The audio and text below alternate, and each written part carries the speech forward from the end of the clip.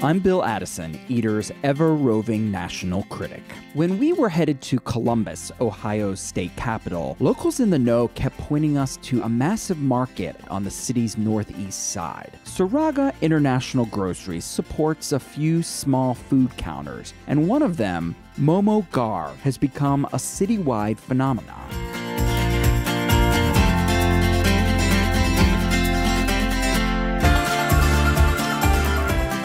Chef-owner Funso Lama specializes in momos, Tibetan dumplings. There are only 5 seats along the counter at Momo Gar, but it's worth the wait for one of Columbus's most uplifting culinary treasures.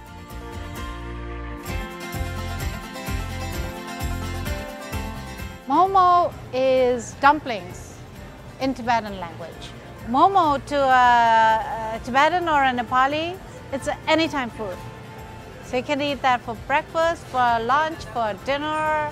I love leftover momos because next day we can have it for breakfast.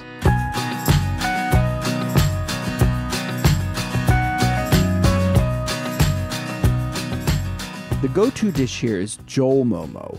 Steamed momos stuffed with ground chicken, onion, cilantro, and other spices, and served in a chili-laced broth.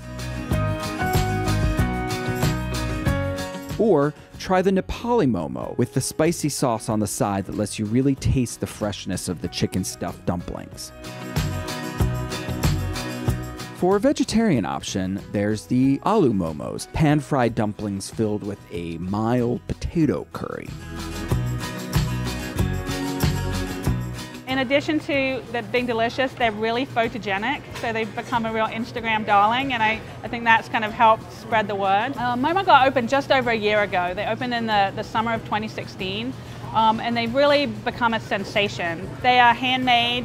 They are made as they would be made at home with homemade wrappers, homemade fillings, and a lot of love put into making them. I think one of the reasons why everything comes across as so genuine and why it's so good is Finn is just making things the way she would make them at home. They open, they serve their Nepali food, they serve momos, and they didn't change it. Momo Gar really put momos on the landscape in Columbus, and everybody has heard of momos now because of Momo Gar.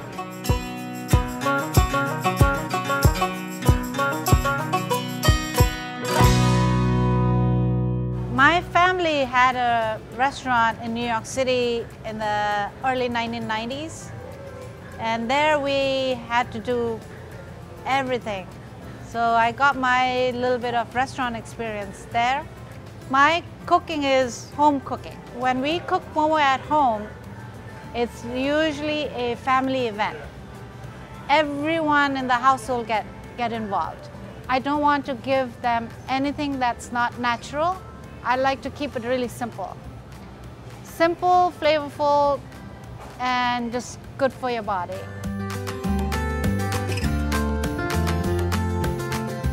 People seem to really love my momos, and I'm really happy about that. Sometimes it feels unreal. That's my momo, and they're loving it, and they're so happy. I like my momo. I don't want to say my momo is great. I don't want to say but folks of Columbus just seem to really enjoy it. So I'm really happy about that.